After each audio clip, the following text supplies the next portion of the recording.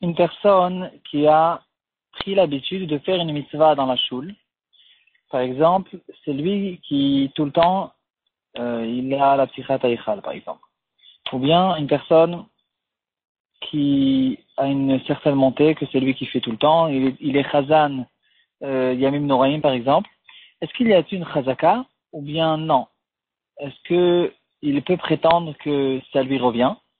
Ou bien le public, ils ont la possibilité, quand ils veulent, de le changer par quelqu'un d'autre. Ça, c'est une complication de la halakha de chazaka qu'on voit dans notre Mishnah, dans notre Memalef Amud Aleph.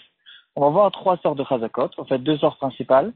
Et la troisième, c'est la chazaka des mitzvot, que les poskim, ils essayent longuement d'essayer de déterminer qu'est-ce que c'est cette chazaka, est-ce qu'elle existe, ou bien peut-être qu'elle n'existe pas du tout. Et on va voir comment cette halakha a été déroulée, jusqu'à notre temps que la halakha, elle a été tranchée que c'est une chazaka qui existe. Il faut juste essayer de savoir comment ça marche exactement. Dans notre Mishnah, il y a une règle générale dans tout le inyan de chazaka. En ce qui concerne la chazaka des karkaot, des biens immobiliers, comme le sujet principal de notre Pérec. Et la règle nous dit, en chazaka blitana, kol chazaka shenimatana, en chazaka. C'est-à-dire, quelqu'un qui se trouve dans un champ, il se trouve dans une maison et il était là-bas pendant 3 ans. Et ensuite, quand on vient lui dire, quand quelqu'un il est venu et il vient et il dit ça, c'est pas ta maison, ça elle m'appartient, lui il ne vient pas avec une ta'ana, il ne vient pas en prétendant quelque chose, il dit juste, je sais pas, moi il y avait personne ici, moi je suis rentré, personne ne m'a rien dit, donc c'est tout, ça à partir de maintenant ça m'appartient. Ça n'existe pas. Et tout le temps, la chazaka de Shalosh Shanim, c'est qu'elle vient renforcer la ta'ana de celui qui a été dans cette maison et qui prétend quelque chose. Quand il va venir quand il donne un argument et il dit cette maison m'a été vendue, et pourquoi j'ai plus de papier parce qu'il y a déjà 3 ans qui se sont déroulés, et c'est à cause de ça que je n'ai plus gardé le papier, c'est que comme ça, c'est que à partir de ce moment-là où la chazaka des Shalosh Shanim, elle va renforcer son argument et on va le croire. Par contre, s'il n'a pas d'argument et il dit juste j'ai une chazaka, j'étais là depuis 3 ans et donc ça veut dire que ça y est, c'est à moi, c'est quelque chose qui n'existe pas. Cette halakha, c'est une halakha qui concerne que les biens immobiliers. Sur d'autres choses, par exemple, chezka tashmishin, une chazaka d'une utilisation, ici, il y a une chazaka même sans argument. Et c'est ça la grande différence que les Rishonim ils nous disent sur cette Mishnah. Et c'est une marloquette dans les Rishonim, mais d'après beaucoup de Rishonim, celui qui est intéressé peut voir dans Tosfot, dans Nafkaf Gimel Amud Aleph, du Bar Matril Veha. Il y a Rashi dans Dafvav Amud Aleph, du Bar Matril Achzik. Le Rashba, il ramène plusieurs avis, et même jusqu'au Shulchan Aruch, dans Choshen Mishpat Kufunun Gimel Teisbet, et dans les Mefarshim sur le Shulchan Aruch, on peut retrouver encore cette marloquette en ce qui concerne le Cheskat Tashmishin. Est-ce que quelqu'un qui a fait une utilisation pendant 3 ans, et maintenant il y a quelqu'un qui n'est pas content, est-ce qu'il peut dire moi depuis toujours j'ai fait ça, c'est depuis très longtemps, je suis comme ça, personne ne m'a rien dit, et puis maintenant tu peux pas venir d'un jour à l'autre et venir dire que tu n'es pas content. Ici, dans Cheskat Tashmishin, d'après beaucoup de Rishonim, c'est pas comme ça. Par exemple, quelqu'un qui a pris l'habitude de faire appuyer les poutres de sa maison sur le mur mitoyen qu'il y a entre lui et son voisin, et que si le voisin depuis le début il aurait dit que non, il n'est pas d'accord, il aurait pu le faire. Mais si le voisin il a mis les poutres sans rien demander, et pendant 3 ans c'est resté comme ça, et c'est qu'au bout de 3 ans que le voisin il commence à dire regarde, je suis pas d'accord que tu mettes les poutres sur mon mur. Ici, d'après beaucoup de Rishonim, on peut avoir une chazaka même sans aucun argument. Il n'a pas besoin de dire il y a 3 ans, on a fait un accord entre nous, je t'ai même payé peut-être, tu m'as permis clairement, etc. Il n'a pas besoin de dire tout ça. Il peut dire depuis 3 ans c'est comme ça. Si tu t'es si tu n'étais pas content, tu aurais dû tu aurais dû le dire depuis le début. Et puisque tu ne l'as pas fait, ça veut dire que tu as été montré. Pourquoi la différence entre la chazaka des karkaot et la chazaka des métaltélis. Et là, les Rishonim ils nous disent une différence qui est très logique. Quand quelqu'un il rentre dans un terrain sans l'avoir acheté, alors c'est pas du tout logique de dire que le fait que le propriétaire il s'est tué, c'est quelque chose qui est anormal que quelqu'un qui rentre dans une maison qui m'appartient, dans un terrain qui m'appartient, c'est anormal que quand il est venu, il a squatté chez moi, de dire que ça y est, au bout d'un certain moment, j'ai dit bon, laisse tomber, ça y est, il est rentré, donc il a été mochel. C'est quelque chose qui n'existe pratiquement pas. Et donc, la logique qui se cache derrière la chazaka, elle dit juste que quand il a un argument, il dit moi j'ai acheté cette maison, alors la chazaka elle vient renforcer cet argument. Par contre, dans la chazaka d'une utilisation, c'est quelque chose qui existe. Quelqu'un qui a un bon cœur ou bien qui n'est pas nerveux, quelqu'un qui a fait une certaine utilisation dans le chasser qui appartient aux deux, ou bien toutes sortes de choses qui se passent entre des voisins, alors très souvent, c'est quelque chose qui est logique, qui existe, que le voisin il se tait parce qu'il est d'accord.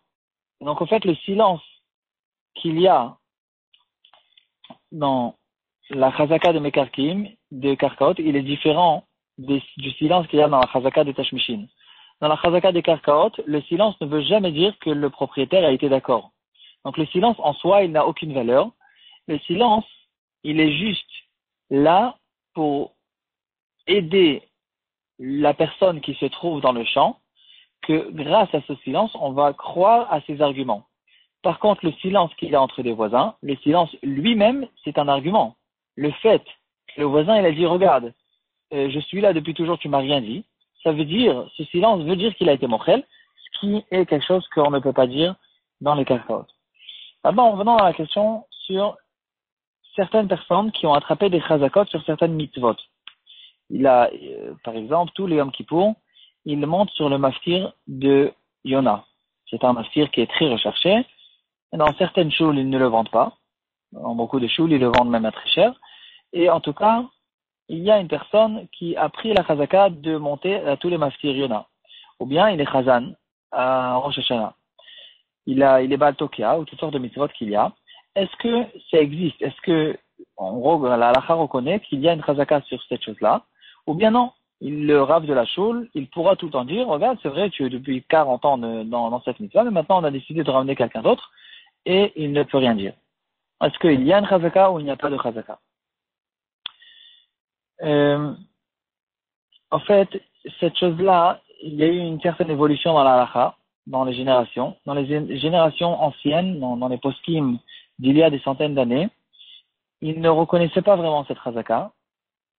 Et avec le temps, quand on a vu que ça causait des problèmes, en fait, ça faisait des histoires dans les choules, etc., les poskim, petit à petit, ils ont dit que il faut reconnaître cette chazaka.